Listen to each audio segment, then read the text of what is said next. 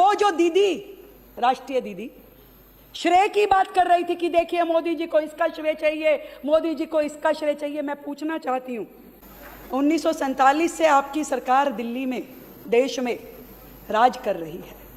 आपने खूब श्रेय लिया देश को आजाद कराने का, तो देश के विभाजन की जिम्मेदारी क्यों नहीं ली आपने? आपने खूब श्रेय लिया कि भारत को हमने जिताया, भारत को हमने आजाद कराया, तो जब कश्मीर जो भारत का हिस्सा था और पाकिस्तान उस पर कब्जा कर रहा था, तो आपने उसकी जिम्मेवारी क्यों नहीं ली?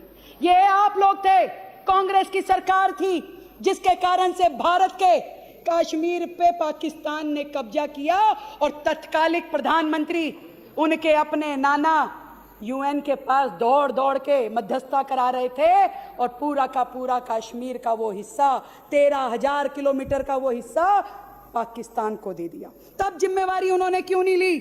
उन्होंने 1962 के भारत चीन के युद्ध की जिम्मेदारी क्यों नहीं ली? जब बिना हथियार के, बिना ठंड के कपड़ों के, बिना बारूद के हमारी सेना के हजारों सैनिक मर गए, तब उन्होंने जिम्मेवारी नहीं ली, बातें करते रहे।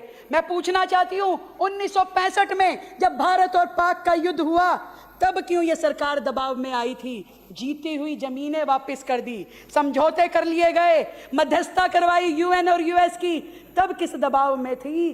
तब क्यों जिम्मेदारी नहीं ली?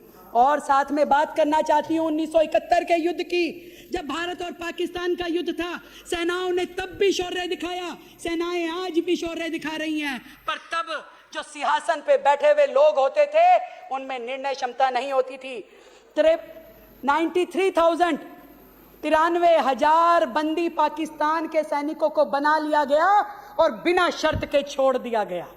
ना तो उसके बदले में पीओके मांगा गया, ना ही 54 सैनिक जो भारत के पाकिस्तान के पास थे उन्हें मांगा गया। मैं पूछना चाहती हूं, उसकी जिम्मेदारी क्यों नहीं याद आई मैडम को? जब वो संसद में खड़े होकर के बोल रही थी, तब क्यों शिमला समझौता कर लिया गया?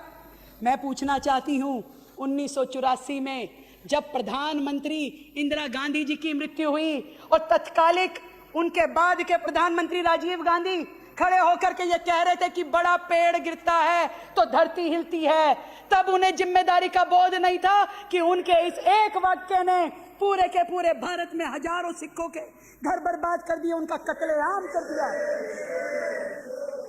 उसकी जिम्मेदारी उन्होंने क्यों नहीं ली? और उसके बाद से लेकर के जब तक मोदी जी की सरकार नहीं आई, कश्मीर घाटी में रोज पत्थर फेंके जाते थे, रोज कत्लेआम होते थे, रोज भारत बदनाम होता था, उसकी जिम्मेदारी उन्होंने कभी नहीं ली। तब भी वो चुप रहते थे और इतने सारे कश्मीरी पंडितों का नरसंहार हुआ, पलायन हुआ, तब उनसे जिम्मेदारी नहीं ली गई। आज वो बात करती है कि जिम्मेदारी लीजिए, जिम्मेदारी लेने के बाद ही तो यहां बैठे हैं।